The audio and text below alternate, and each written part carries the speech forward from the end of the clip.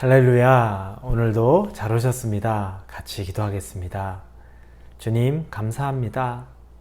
하나님 앞에 예배드리는 이 시간에 감사와 찬양을 드립니다. 하나님이 나의 주인이시고 인도자시고 아버지십니다. 오늘 하루의 삶이 하나님을 기뻐하는 삶 살게 하여 주옵소서. 하나님이 나를 보면서 기쁨을 이기지 못하여 하나님께서 즐거워하시는 그 삶을 살아가게 하여 주옵소서.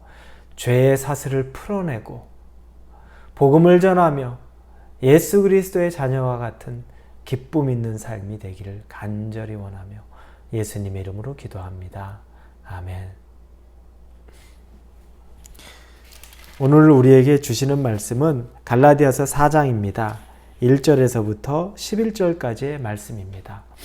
갈라디아서 4장 1절에서 11절입니다. 갈라디아서 4장 1절에서 11절 찾으셨으면 같이 읽겠습니다. 내가 또 말하노니 유업을 이을 자가 모든 것의 주인이나 어렸을 동안에는 종과 다름이 없어서 그 아버지가 정한 때까지 후견인과 청지기 아래에 있나니 이와 같이 우리도 어렸을 때 이 세상의 초등학문 아래에 있어서 종노릇 하였더니 때가 참에 하나님이 그 아들을 보내사 여자에게서 나게 하시고 율법 아래에 나게 하신 것은 율법 아래에 있는 자들을 속량하시고 우리로 아들의 명분을 얻게 하려 하심이라. 너희가 아들이므로 하나님이 그 아들의 영을 우리 마음 가운데 보내사 아빠 아버지라 부르게 하셨느니라. 그러므로 내가 이후로는 종이 아니요 아들이니 아들이면 하나님으로 말미암아 유업을 받을 자니라.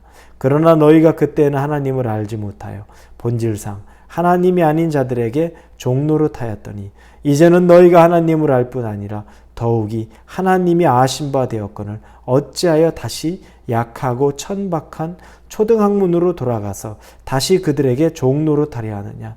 너희가 날과 달과 절기와 해를 삼가 지키니 내가 너희를 위하여 수고한 것이 헛될까 두려워하노라. 오늘 본문의 1절부터 3절까지의 모습에는 율법 아래에 있는 사람의 모습을 보여줍니다.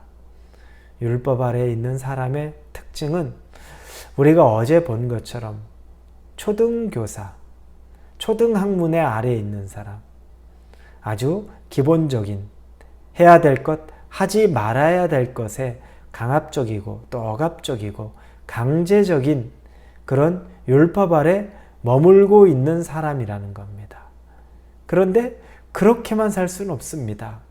우리가 아주 어린아이에게 너 이거 해야, 이거 하지 마라. 그러나 그 아이가 사춘기 때만 돼도 벌써 그 가르침은 유효하지 않습니다. 이미 나 다 알아. 그리고 나를 그렇게 자꾸 억누르지 마. 뭔가 폭발하듯이 이 때에 맞지 않는 아이들의 모습은 그렇게 나타납니다. 하물며 성인이 되었을 때 그런 모습을 하면 서로 상대하려고 하지도 않을 겁니다. 즉 어릴 때 아주 우리가 어린아이와 같을 때는 유효할지 몰라도 장성한 자가 되어갈 때에는 그것이 유효하지 않습니다. 그래서 때가 찼을 때, 때가 참에 하나님이 예수 그리스도를 우리에게 보내주셨다고 4절부터 나오기 시작합니다. 그래서 우리는 이제부터 자유자가 되었습니다. 억압자, 엄격한 보모의 교육이 아니라 우리는 이제 자유함을 얻었죠.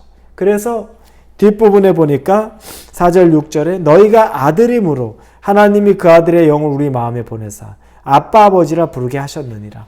이제는 우리 아바 아버지, 아빠 아버지라고 하나님을 부르게 되는 것.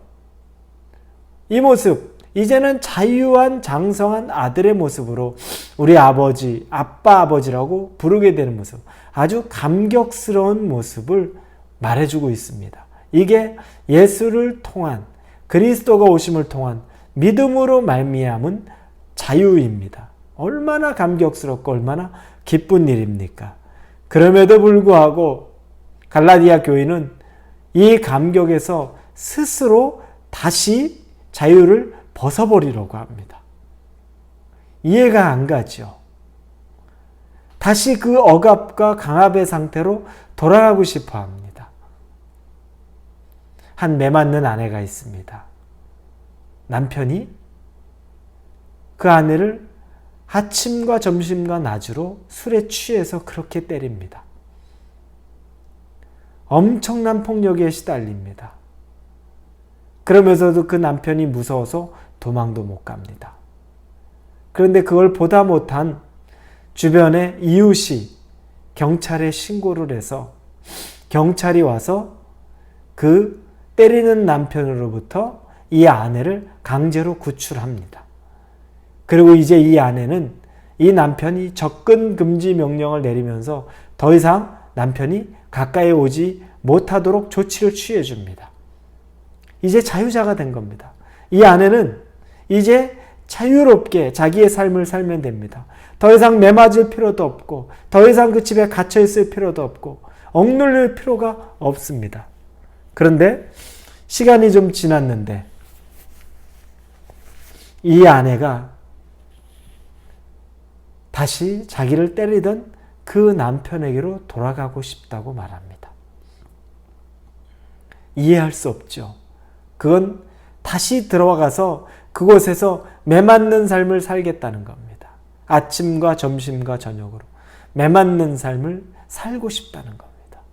여러분, 이게 바로 다시 율법으로 돌아가고자 하는 사람의 모습과 같다고 할 수 있습니다. 갈라디아 교회의 교인들이 이런 모습이라는 겁니다. 기껏 지금까지 바울이 복음을 전해서 예수 그리스도를 통해서 자유함을 알게 했고 이제 그들이 자유함을 맛봤는데 자유를 아는데도 불구하고 다시 돌아가겠다는 겁니다. 율법으로, 그 억압으로, 강압으로 나를 짓누르는 것으로 나에게 죄책감만을 부어주던 것으로 다시 돌아가겠다는 겁니다. 기가 막힌 거죠. 그래서 바울이 11절에 내가 너희를 위하여 수고한 것이 헛될까 두려워하노라. 정말 어떻게 이렇게 경찰을 불러서 떼어내고 접근 금지 명령까지 내려서 자유하게 만들어 놨는데 우리가 이 수고를 당신을 보면서 했는데 네가 다시 남편에게 자발적으로 때리는 남편에게 돌아가겠다는 걸 보니까 우리가 정말 헛수고했다. 내가 헛수고했구나. 내가 하지 말아야 될 일 했네. 이와 같은 감정, 마음이라는 겁니다. 그 율법에 가득한 사람의 특징이 10절에 또 나옵니다. 너희가 날과 달과 절기와 해를 삼가 지키니. 이게 뭐냐면 아주 율법적인 신앙생활은 잘한다는 겁니다. 형식에 얽매이는 신앙생활은 너무너무 루틴으로 잘한다는 겁니다. 때가 되면 안식일 지키고 때가 되면 할례 받고 때가 되면 절기 지키고 때가 되면 헌금하고 11조하고 때가 되면 봉사하고 이 일은 아주 루틴대로 하는데 그러나 그 안에 자유함도 기쁨도 감사도 없는 삶, 이 삶을 살아가는 것이 바로 율법으로 살아가는 삶을 말하는 겁니다. 여러분 기억하십시오. 다시 율법으로 돌아가려고 합니까? 이 율법에 얽매이는 삶은 큰 특징 중에 하나가 바로 루틴에 머물러 있는 신앙생활인지 아닌지를 점검해 보는 겁니다. 여러분의 주일은 어떻습니까? 여러분의 매일의 기도는 어떻습니까? 여러분의 봉사는 어떻습니까? 여러분의 헌금은 어떻습니까? 감사가 조금이라도 들어 있습니까? 기꺼이 자원하는 마음이 들어 있습니까? 감격이 들어 있습니까? 이 모든 신앙의 부분에서 한번 점검해 보십시오. 주일 예배를 드리는데 감사와 감격과 또 여러분의 봉사를 하나님 앞에 드리는데 감사와 감격이 있는지, 여러분의 물질을 드리는데 감사와 감격이 있는지 모든 삶에서 한번 점검을 꼭 해보시기 바랍니다. 루틴으로 돌아가지 마십시오. 어찌 다시 매맞는 아내의 삶으로 돌아가겠습니까? 자유자로 누려야죠. 얼마나 기쁘고 즐겁고 할 것이 많은데 자유함을 누려야죠. 그 자유가 여러분의 있기를 주님의 이름으로 축원합니다. 기도하겠습니다. 하나님께서 예수 그리스도를 보내주셔서 우리를 매맞는 아내에서 이제 자유한 여인으로 만들어 줬는데, 그러나 우리가 다시 매맞는 아내가 되기를 스스로 자원해서 사는 삶, 그런 루틴으로 들어가는 삶을 원하는 건 아닙니까? 우리의 삶의 모든 부분을 점검하기 원합니다.